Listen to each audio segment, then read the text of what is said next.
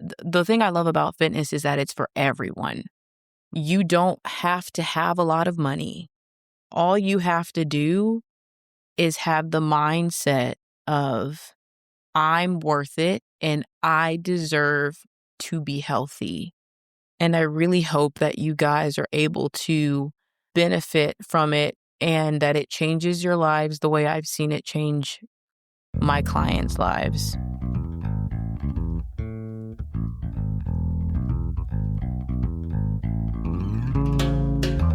Welcome back to the Eat Your Greens with Dr. Black podcast. I'm Dr. Black. I'm a pediatrician and a lifestyle medicine physician. And I started this podcast to help my listeners learn practical ways that they can boost their health in their real life on a day-to-day basis. And this episode is specifically geared towards that. I'm really happy that you're here today. If you're a returning listener, thank you so much for your support. If you're a new listener, thank you for taking time to join me today, and I really hope you learned something new. In my last episode, I went deep into protein. I explored what the evidence says about how much we actually need. I busted some myths, and I challenged my own biases about dietary protein. I also reviewed how our bodies use it and why simply eating more protein doesn't magically turn into muscle. Because here's the thing, your body doesn't store protein like it stores fat and carbs. So if you're not challenging your muscles, your body has no reason to build or preserve your muscle mass. It's literally use it or lose it. About a year ago, I released a 2-part series on exercise. I interviewed Tom Lawler, a physical therapist, and followed up with a shorter episode on the concept of NEAT, non-exercise activity thermogenesis. I touched a little on strength training in those episodes, but the main focus was just on physical activity in general. Today, I want to dial in on strength training specifically. Now, you may be wondering, why am I devoting so many episodes to exercise in a nutrition-focused podcast? That's because when it comes to our health, whether it's preventing or managing chronic disease, reducing our rates of cancer, even supporting our mental health, moving your body is as important as what you feed it. Some would argue that it's even more important. In fact, experts claim that exercise is the number one thing you can do to prolong your lifespan.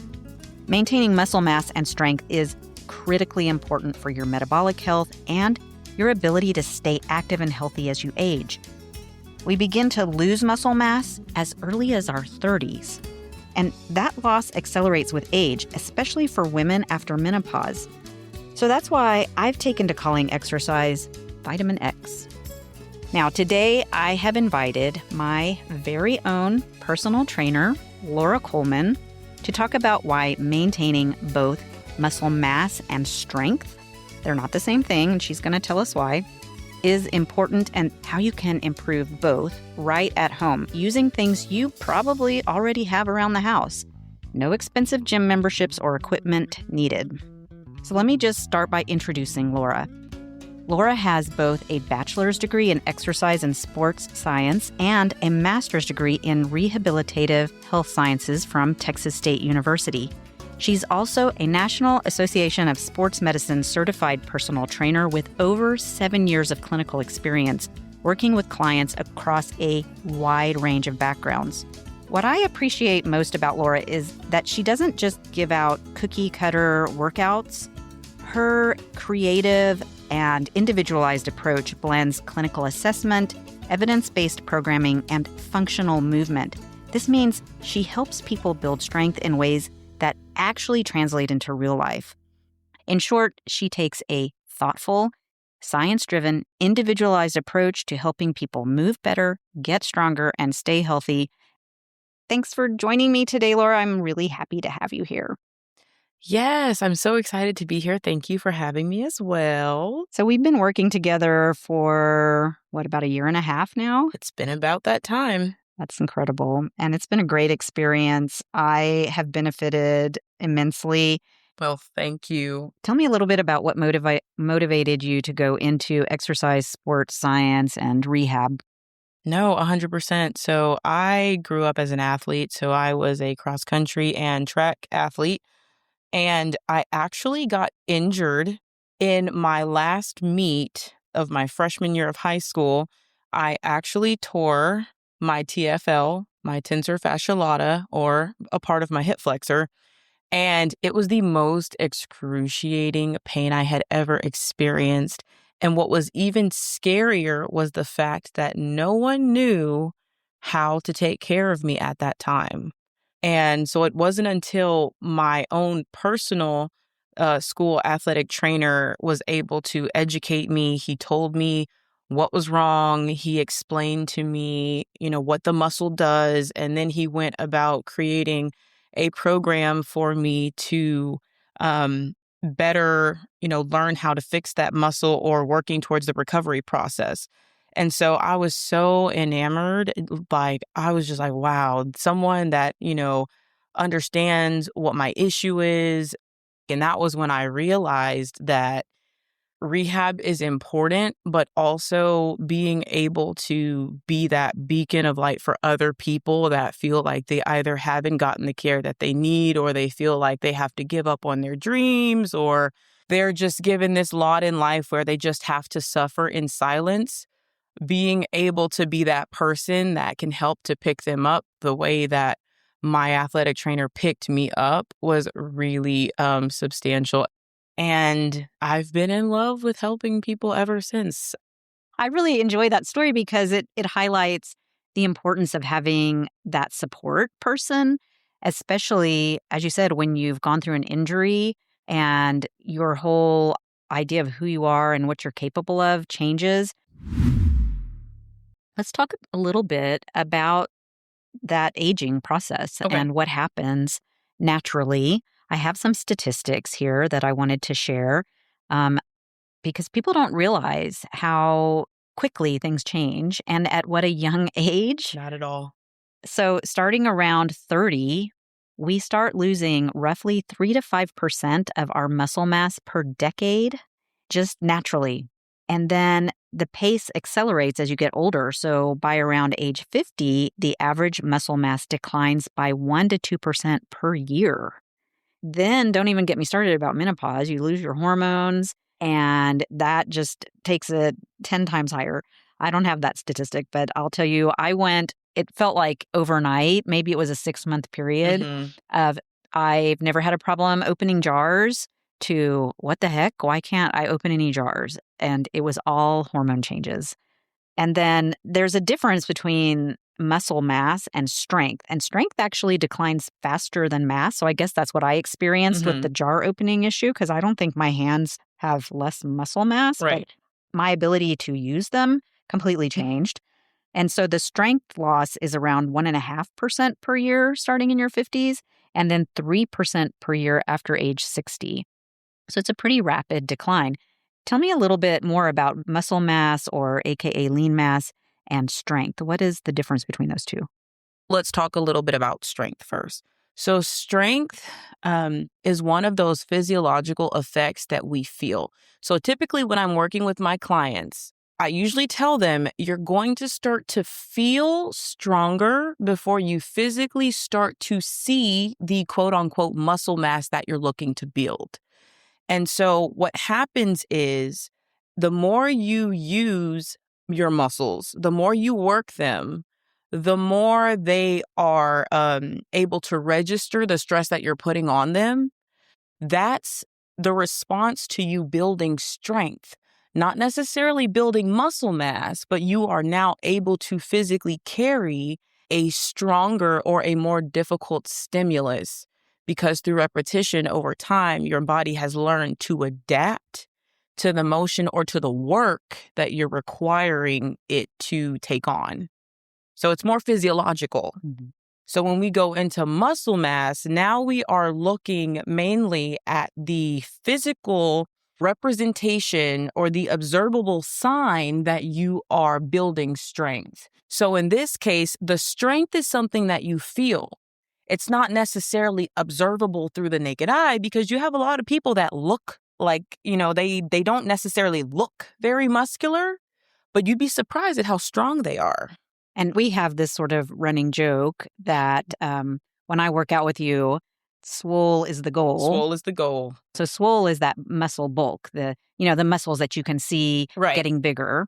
Swole is not actually ever going to be my personal goal, but I can work as if it is, and I have definitely noticed the strength. Yes. So we have progressively gone up in the amount of weight that I'm using, and I have definitely noticed that in just my functional ability, even in my everyday activities. But do I now suddenly have big giant biceps? Heck no. So it's not even just you. I've seen, you are stronger. Your perspective about exercise has shifted, but also it's important to know what your goals are. When we talk about muscle mass and, losing it as we get older or growing it in the gym, the opposite of swole, of having like big giant muscles, is something called sarcopenia. Yep. That sarco meaning muscle, penia meaning not enough. So that low muscle mass, that is a big problem. Muscle is a metabolic organ. It is so important for things like your diabetes risk, because if our muscles aren't taking up that sugar after we eat and using it for energy, it's getting converted to fat. And that fat is getting deposited in the organs, in the muscle cells themselves. That's what's causing the heart disease, the fatty liver disease, the diabetes. And having a good, healthy amount of muscle mass, avoiding sarcopenia, really helps your body do all of those things more efficiently, use that energy more efficiently, so that you're much less likely to develop those chronic diseases. And even if you have them, you can really turn the tables. You can improve your health and reverse a lot of that. I've personally had 2 clients that were diabetic, and by the time we finished, their A1C had dropped and they no longer, they didn't have to take insulin. And that's what we want, right? The other thing, as I've gotten older, especially as a woman and going through menopause, is the risk of falls and fractures and your bone health. So people think they're going to the gym just to work their muscles. But tell me a little more about how doing resistance training can improve your bone health and reduce your risk of serious injury and fracture. So in order to strengthen your bones, you have to load them, which means you have to put force on them to work them. My goal is, if you fall, I want your bones to be strong enough so that you don't break them.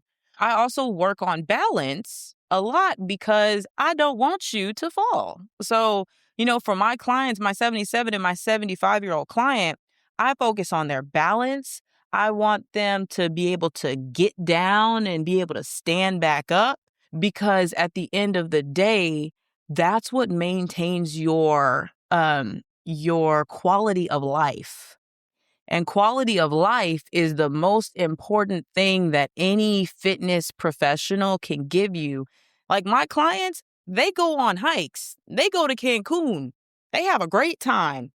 They watch their friends not be able to get up and stand up, and it makes them sad. And they're like, I'm so happy that I have you because you push me.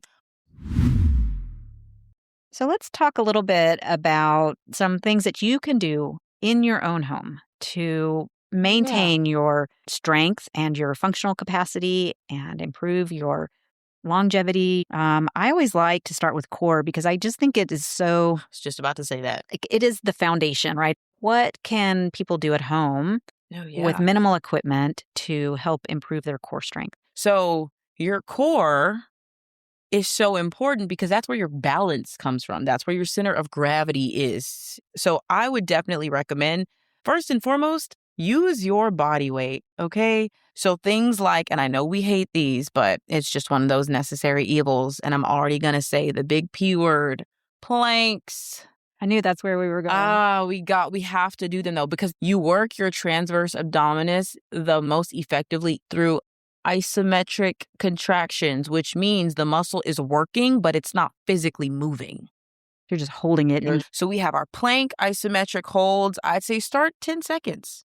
So we do 10, 20, 30, 45, 60. Sometimes I don't tell her how long we're holding it. I just tell her when to stop. Oh, I know. I'm acutely aware. Because of how she'll long count. We've been holding it.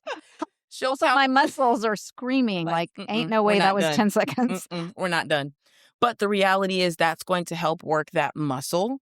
We have things like if you want to add a little bit more dynamic movement, we can do things like half crunches. I don't really like full crunches because they tend to be a lot on the back. But like half crunches, things like working your obliques, those muscles where the love handles tend to be, they help you with twisting. So you can lay on the floor with your knees bent and your feet on the floor as well. And you can rotate from side to side. Try to touch your heels, heel taps.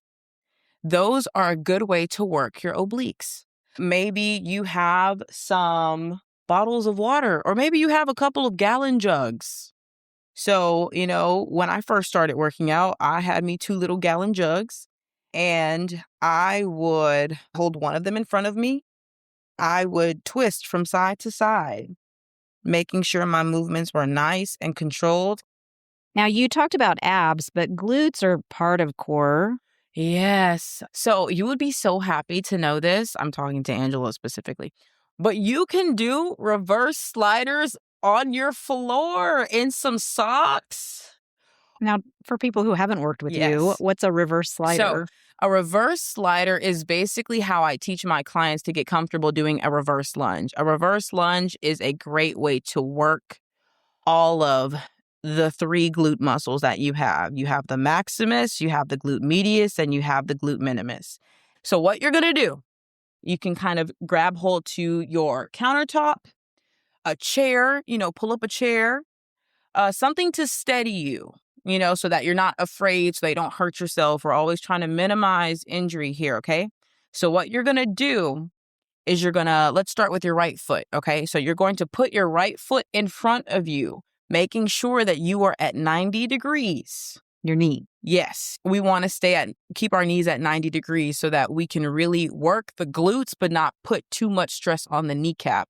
And what you're going to do with that left leg, you are going to slide that foot back into a lunge position. So if you do it correctly, your right leg is bent at 90 degrees and your back knee is also bent at 90 degrees, forming 2 90-degree angles. Now, once you're in that position, you are going to drag that left leg back up to the start by driving through the heel of the right foot. So when you're putting your weight on Yes. the front foot, you're pushing through your heel to kind of stand up, and then your back You're one dragging slides. that. Yes. Look, start with like 2 sets of 10 and tell me how you feel. I promise you don't have to do a lot. I can tell you from experience, you will feel like the next day you will know that and you don't even have to do that many. But yes, this one I can confirm is very effective. It's so great. It's a great way to activate your glutes. I would say I'll give you one more other one that really helps to work that glute medius, which is located on the outer side of your hips. You can get a resistance band. And what you're going to do is you're going to hold on to that same countertop or that chair. You're going to place that band around the middle of your shin. You're going to get into a little squat position, like a half squat position. The band is around our shins, middle shin, and all you're going to do is you are simply going to bring one foot out and bring it back in. So to the side. Yep. Step to the side. Step to the side, step back together. in. Step to the side, step back in. And I promise you, do about 2 sets of 30 seconds, you will immediately feel that muscle starting to work. It's classically very weak, so it does not take much. No, not at all. So since we're kind of going down the body, let's talk about legs. You mentioned quads. That's the front thigh muscles. Yes. What about something like sit to stands? Is that more glutes or quads? Where does that work? So that's definitely going to be more quads. And then for people who maybe don't know, describe what a sit to stand is. Yes. It sounds intuitive, but let's make sure we're describing Okay, it. so it's like, if you sitting on your couch right now, stand up. Sit in a chair and stand up. That is what a sit to stand is. And the reason why we do that mainly is because as you get older, your ability to get up or stand up tends to get a little bit harder. Or vice versa. Your ability to sit down gets a little bit harder. So when you're doing these sit to stands, like say you're watching TV, you could do it like during a 10 of commercial. them. Just stand up, sit down, stand up, sit down 10 times. And then next program comes on, do it again. Yep. But, it's like you always want to find, if you are microwaving your food, find a way to get active as opposed to just staring at the microwave, waiting for the numbers to count backwards to 0. Do a 10-second plank. Do a 15-second plank. You'd be surprised how much time we waste in just waiting. A lot. What I've talked about that I do when the microwave is going is I will do inclined push-ups off the kitchen counter. Oh, yeah. That was great. So let's talk about arms and upper body. What are things in addition to that people can do? So you can do incline push-ups on your counter. But let's say that may not be something that, you may not have that kind of strength yet. Do them on a wall. Do a wall push-up. You're going to come out slightly at an angle just a little bit and just do a push-up. Work your scapulas, work those back muscles. I think 5 and Below has like kettlebells. The amount of exercises you can do with a kettlebell are endless, and you can get one at 5 and Below for like $10. But even a gallon size water jug of water or, is, I did the math. It's around 8 to 8.5 pounds. Yeah, that's good. So if you have 1 or 2 of those, it's almost like a kettlebell. You hold it by the handle and you can, do your goblin squats or whatever. You just have to be. And the thing is, depending on what kind of handle that you have also, because some of them, you could do hammer curls with those little gallons because, the handle's typically on the side and you could, keep your elbows tucked in by your side. Your palms should be facing each other. And you are basically bringing that gallon all the way down and bringing it up to your shoulders and bringing it back down again and working a different aspect of your bicep. Let's touch a little bit on the importance of consistency. Yeah. So some people might only have a 10-minute increment. Some people might have 30 minutes. We'll start with 10 minutes. 10 minutes goes by just like that. In 10 minutes, you can do 4 structured exercises. The thing is, starting off with something that small and being able to be consistent, it's going to do a couple things. 1, you're going to get moving. 2, once you finish, you're going to realize, oh, wow, that wasn't that hard. I could do that. Because we like to convince ourselves that we are so busy that we can't do any kind of physical activity. Everybody has at least 10 minutes, okay? Instead of scrolling on your phone, set a timer for 10 minutes. Once you realize you did it, you're like, oh, wow, that wasn't really that bad. Like, I could do that. So once you start doing that consistently, now you can kind of slowly bump up the time. And so the most important aspect is to just start. You will get so much further doing something than you will doing nothing. And I think the whole point of this episode is that it can be achievable. Yeah. You can make it fun, put on your favorite music. You don't have to have a dance party. K-pop. If you're intimidated by the gym culture, you don't have to go to a gym. You can do a lot of this at home. Start where you are, gradually build up. If it's 10 seconds of wall push-ups while the microwave is going, start there. It's fine. Anybody can do it and reap the benefits. And that really, I want to maybe take a moment to kind of wrap up and summarize a little bit of what we've said. We started by talking about the difference between muscle mass and strength. They're not the same thing. We talked about how muscle is metabolically active. It uses a lot of the energy that we take in from our food. It helps keep your blood sugar regulated. It helps prevent things like diabetes, fatty liver disease, heart disease. Yes. We talked about the importance of doing strength training, not only for that metabolic health, but for your bone health and to prevent fractures and for balance and stability, preventing falls. That also is going to reduce your fracture risk. And then we talked also about some exercises that you can do at home with minimal equipment in really short amounts of time to start using those muscles and building your strength, your confidence, and ultimately some muscle mass as well. Yeah. And so I think it was a really great conversation to tie all of that together. And I really appreciate that you took the time out today to come and talk to me and share all of this with my listeners. I hope that we do get to take some pictures of some of the things we talked about to give people a reference for some of these exercises. But look around your house. You have so many things that you can use in lieu of actually purchasing equipment or weights.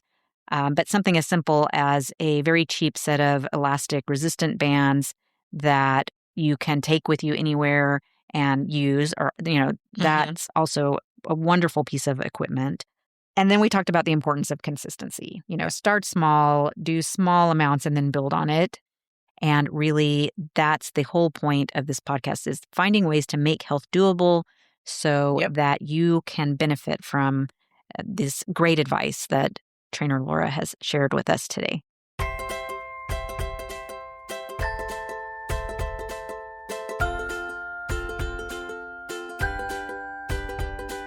Do you have any final suggestions or words, anything else you want to share with listeners? I want you to understand that we all have struggles. We all had to start somewhere. The thing I love about fitness is that it's for everyone. You don't have to have a lot of money. All you have to do is have the mindset of, I'm worth it and I deserve to be healthy. And I really hope that you guys are able to benefit from it and that it changes your lives the way I've seen it change my clients' lives. Because at the end of the day, as a trainer, the most gratifying thing for me is to be able to share my love of physical exercise with my clients and have them be able to also love it. That's all I have to say. That might just be the best closing segment I've ever had on any of my episodes. So thank you for sharing those great words. So I'm going to end by saying thanks for listening. And don't forget to eat your greens and also do your exercise.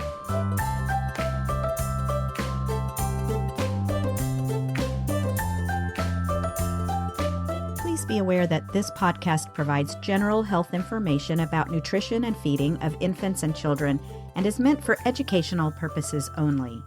It's not intended to replace the important relationship between a parent, child, and pediatrician. If you have concerns about your child's nutrition, health, or growth, please consult your doctor.